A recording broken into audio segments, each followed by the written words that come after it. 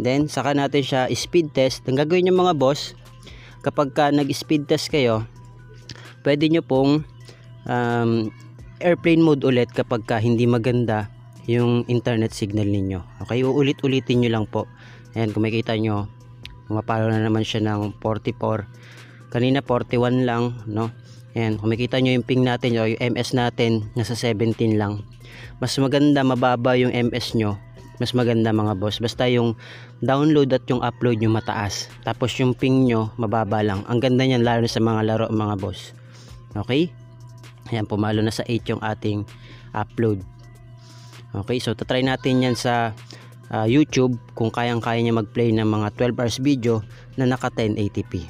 A few moments later. Then, bubuksan ulit natin yung YouTube natin para malaman natin kung kaya niya mag-play ng mga 12 hours video na naka 1080p. Ngayon, kung gusto niyo mga boss, pwede naman kayo mag-try ng kahit anong video dyan na mahaba basta meron 1080p. Ito kasi yung subok na natin mga boss. So ayan o, diba? Ang bilis niya lang, nakakapag-play kagad siya. Kahit i-forward mo yan mga boss o, diba? Nagpi-play kagad siya. Hello mga boss, welcome back dito sa ating YouTube channel. Kamusta? Salamat nga pala sa walang sawa at patuloy na pagsuporta dito sa ating YouTube channel. So meron na naman tayong i-update sa inyo mga boss para po sa lahat ng mga gustong mapalakas yung kanilang mga internet signal o internet data. Lalo na po sa mga liblib na lugar, okay? Sa mga taga-probinsya, okay? Sa Luzon, Visayas, Mindanao. Patry na lang po itong ating APN. So good for all networks po ito. Dito SIM, Smart, Token Text and Sun, Globe and TM. So sa GOMO wala pa po tayo dyan. Okay, pero subok na to para sa mga naka dito, naka Smart, Token Text and Sun, Globe and TM. Okay, lalo na po sa mga liblib na lugar dyan. Kung alam mo yung area mo ay walang masyadong signal, pwede po kayong pumunta sa bayan or sa palengke o kung saan man na makakasagap po kayo ng maganda-gandang signal para matry nyo po itong ating APN setup. So ulitin ko po ulit, hindi po lahat ay pare-pareho ng area. Okay, so dito sa area ko ay malakas-lakas po siya. Okay, kung sa area nyo mahina, okay, so hanap po kayo ng maganda-gandang signal para matry nyo po itong ating APN kung makakatulong po sa inyo. Okay, so ako mga boss, ayan, naka-only data, token text po. Kung makikita nyo, baka sabihin na naman naka wifi daw tayo. So naka-open lang po yung hotspot ko kasi nga po yung token text ay shareable. Okay, so sa mga nagtatanong ano ba yung shareable? Shareable po ibig sabihin, halimbawa yung load ko, pwede ko po siyang ibuksan yung hotspot para makakonect po yung mga kasama ko. Halimbawa ako, diba, yung load ko, token text, only data, shareable siya. Ngayon, kung ikaw wala kang load, pwede kang kumonek sa akin para maka-connect ka o magkaroon ka ng internet. So yun yung ibig ko sabihin. Okay, yun yung shareable. So meron dito mga boss, ayun o, tethering or hotspot. Nabukas yung hotspot ko, 6 yung nakakonect sa akin. Okay, so kung makita nyo, ayan po, mobile data yung nakabukas, hindi po wifi. Yung katabi niya yung wifi ko, yung WLAN. So nakabukas sa akin data.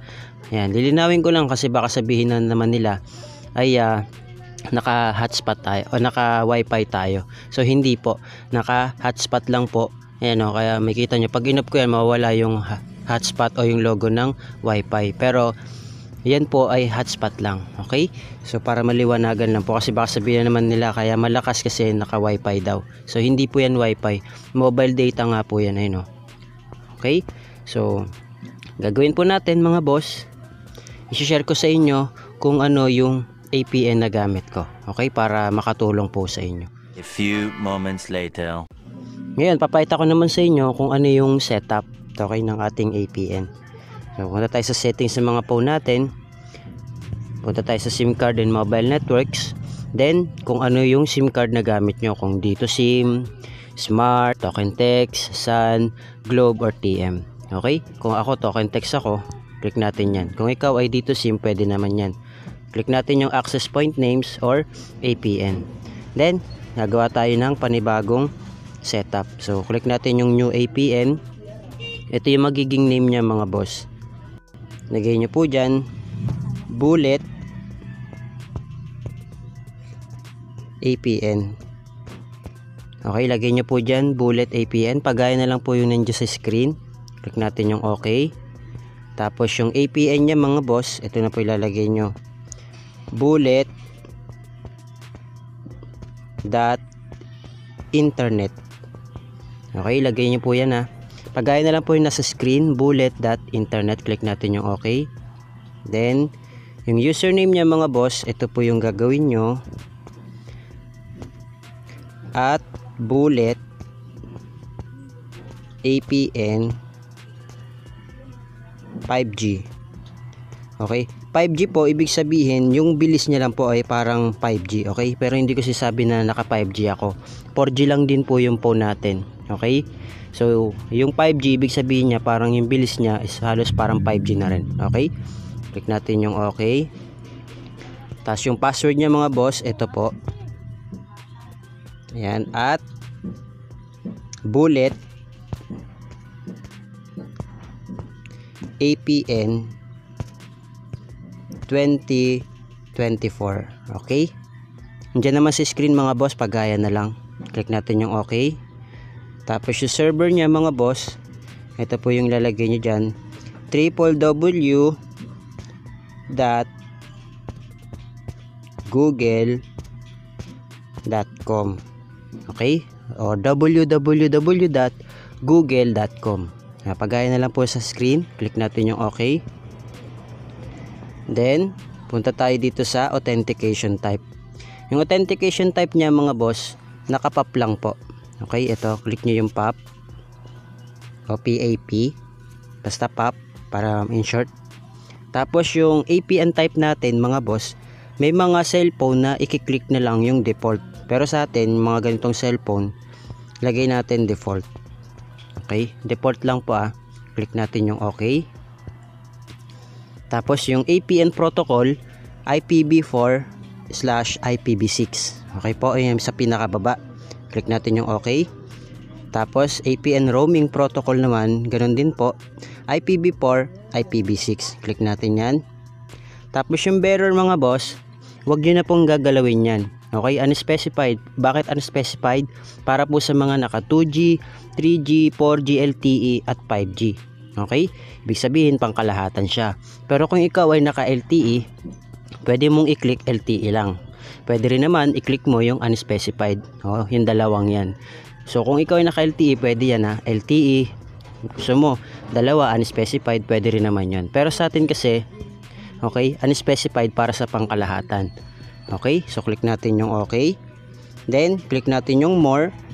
Then click natin yung save.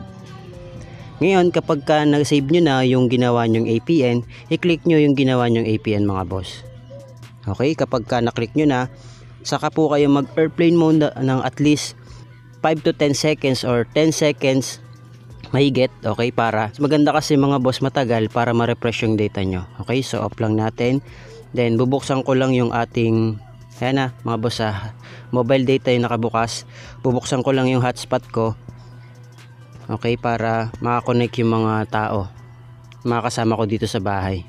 Okay, yan. Then saka natin siya speed test. Ang gagawin nyo mga boss, kapag ka nag-speed test kayo, pwede nyo pong airplane mode ulit kapag ka hindi maganda yung internet signal ninyo. Okay, uulit-ulitin nyo lang po. Ayan, kung makikita nyo, pumapalo na naman siya ng 44. Kanina 41 lang, no? Ayan, kung makikita nyo yung ping natin o yung MS natin, nasa 17 lang. Mas maganda, mababa yung MS nyo, mas maganda mga boss. Basta yung download at yung upload nyo mataas. Tapos yung ping nyo, mababa lang. Ang ganda niyan lalo sa mga laro mga boss. Okay?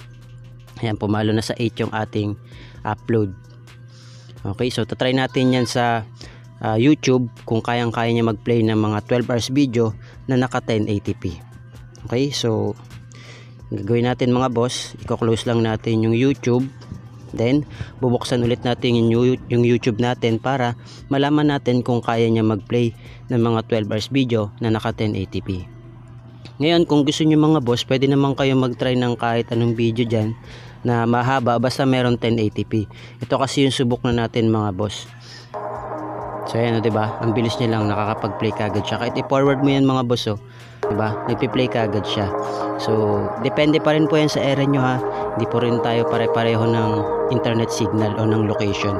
Okay? Kasi dito sa area ko, sa Las Piñas, malakas po siya. Okay, dyan sa area nyo, pwede kayong pumunta sa mga bayan, sa palengke, or kung saan man maganda-ganda signal para matry nyo po ito kung mabilis or hindi. Okay? So, yun lang mga boss. Maraming salamat. I hope na gumana po sa inyo tong video tutorial natin. Mag-feedback po kayo kung working o hindi. Okay? So, yun lang mga boss. Maraming salamat. I hope na mag-feedback po kayo, mag-comment po kayo sa comment section para malaman natin kung working po sa inyo, kung nakakatulong po sa inyo or hindi. Okay, para alam natin.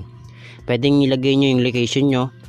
Halimbawa, okay, maganda yung nakatulong po yung ating video tutorial. Okay, kung lumakas yung signal ninyo, palagay na lang din po ng location nyo para alam natin.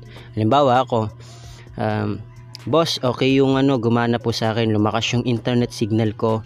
Thank you, yung location ko pala Las Piñas. Okay, mga ganun. So, feedback na lang po kayo sa may comment section. Okay? So, yun lang. Thank you, God bless. See you on my next video.